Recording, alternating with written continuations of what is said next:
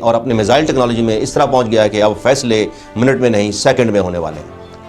ہماری فوج جو ہے اگر پروفیشنلزم سے معیشت میں کام کرنے کی کوشش کرے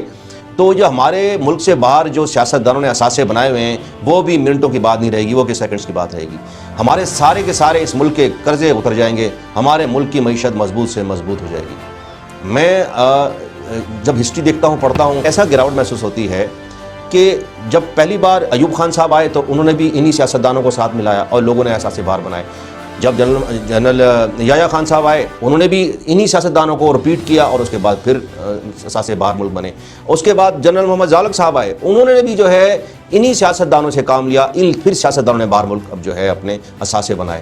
یہاں تک کہ پرویز مشرف صاحب جب تشریف لے کے آئے تو اس کے بعد انہی سیاستدانوں کو ساتھ ملایا گیا اور جو کہ جدی پشتی چلے ہوئے آ رہے ہیں، اور انہوں نے پھر اثاثے بڑے سے بڑے اثاثے باہر ملکوں میں بنائے۔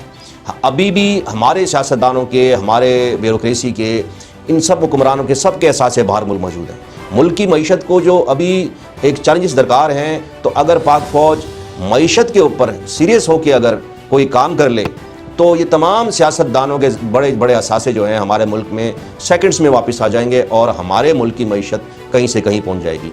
میں پاک فوج کی جو عسکری صلاحیت ہے اس کے اوپر ہمیں جو ہے کوئی شک نہیں ہے، اور ہمیں جو ہے بہت اچھا لگتا ہے پوری دنیا میں ہماری ملک کی جو پاک فوج کی جو عسکری صلاحیت ہے، انہوں نے پروو کیا ہے ہر جگہ جب موقع لگا، انہوں نے پروو کیا ہے کہ وہ ایک پروفیشنل آرمی ہے، پروفیشنل فورس ہے۔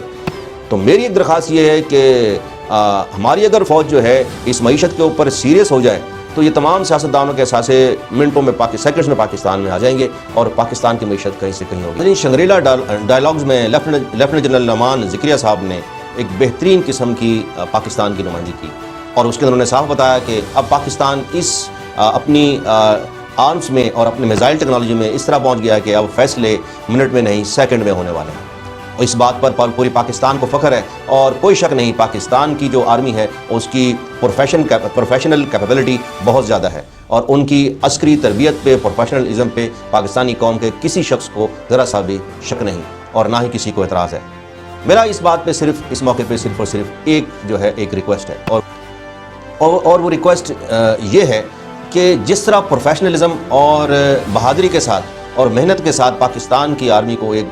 ناقابل تسخیر بنا دیا گیا ہے، تو اسی طرح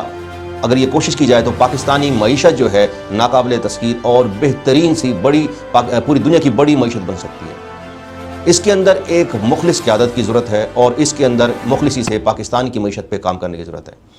پاکستانی فوج اگر مضبوط معیشت ہوگی تو یہ ملک بھی بہت مضبوط ہوگا اور خطرات سے بھی کم دوچار ہوگا۔ مضبوط معیشت ہوگی تو ہمارے ملک کے سارے لوگ خوشحال بھی ہوں گے، اور ہماری فوج کی ڈیفینیٹلی مراد تنخواہیں بھی بہت زیادہ ہوں گی، اور جس قسم کا اسلحہ پاک فوج کو چاہیے ہوگا وہ آرام سے حاصل کر لیا جائے گا۔ میری صرف ایک جو ہے یہ ریکویسٹ ہے کہ جس طرح پاکستان آرمی نے اپنے آپ کو پروفیشنلزم میں اتنا مضبوط کر لیا ہے، کم سے کم معیشت میں پاکستان کی معیشت کی بھاگ دوڑ ہے اس کے اندر اپنا بڑا خاص کردار ادا کیا جائے۔ لیکن جو میں ہسٹری سے دیکھتا ہوا آ رہا ہوں، ہمارے ملک کے اندر تمام سیاستدان جو ہیں ایک قسم کی لوٹ مار میں ملوث پائے گئے، اور بہت بڑے بڑے اثاثے جو ہے باہر ملکوں میں بنا دیے گئے، ڈھیروں اثاثے بنا دیے گئے۔ اب اگر ہمارا ملک ابھی IMF کی قسطیں نہیں دے پا رہا، ڈیفینیٹلی جب IMF قسطیں نہیں دے پائے گا تو یہ کلیپس کر جائے گا، اور ہمارے اس ملک کے لیے، ہمارے ملک کی معیشت کے لیے، ہمارے ملک کی جو عسکری صلاحیت ہے اس کے لیے بھی بہت برا ہوگا۔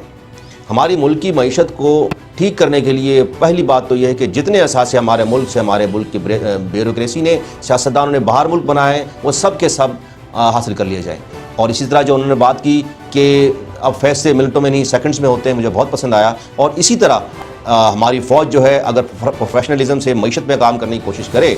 تو جو ہمارے ملک سے باہر جو سیاستدانوں نے اثاثے بنائے ہوئے ہیں وہ بھی منٹوں کی بات نہیں رہے گی، وہ کہ سیکنڈز کی بات رہے گی۔